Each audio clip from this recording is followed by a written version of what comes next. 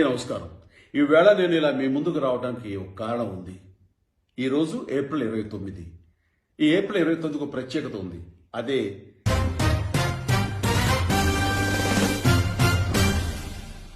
ఈరోజు ప్రపంచ నాట్య దినోత్సవం. డాన్స్కి నాకు అనుబంధం గురించి నేను ప్రత్యేకించి చెప్పనక్కర్లేదు.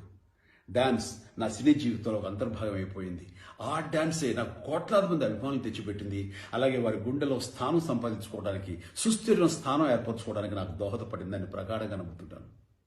అండ్ డాన్స్ ఎంత ఇంపాక్ట్ ఉంటుంది, డాన్స్ ఎఫెక్ట్ ఎంత ఉంటుంది అనేది చెప్పాల్సి వస్తే కనుక, నేను ఎప్పుడైనా సరే డల్గా ఉన్నా, డిప్రెషన్ తోటి ఉన్నా సరే గదిలోకి వెళ్ళిపోయి మ్యూజిక్ ఆన్ చేసుకుని నేను డాన్స్ చేసుకుంటూ ఉంటాను. ఆ తర్వాత అది ఒక మెడిటేషన్ లాగా నా మీద ఎఫెక్ట్ చూపిస్తుంది. తద్వారా నేను ఎంతో శక్తివంతుని అవుతాను. మరింత జోష్తో నేను బయటకు వస్తాను, రిఫ్రెష్ అయిపోతుంటాను.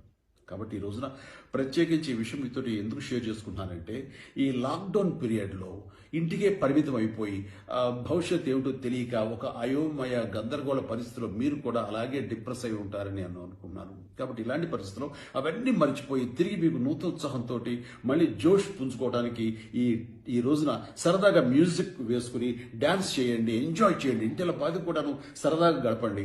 అలాగే ఆ క్లిప్పింగ్స్ని మీరు మీ ఫ్రెండ్స్ తోటి షేర్ చేసుకోండి, వాళ్ళని ఇన్స్పైర్ చేయండి, వాళ్ళని కూడా మీరు మోటివేట్ చేయండి, ఉత్సాహపరచండి.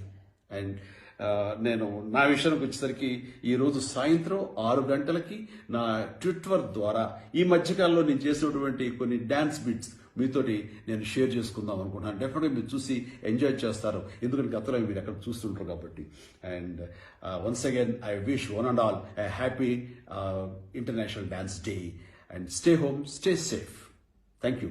బాయ్.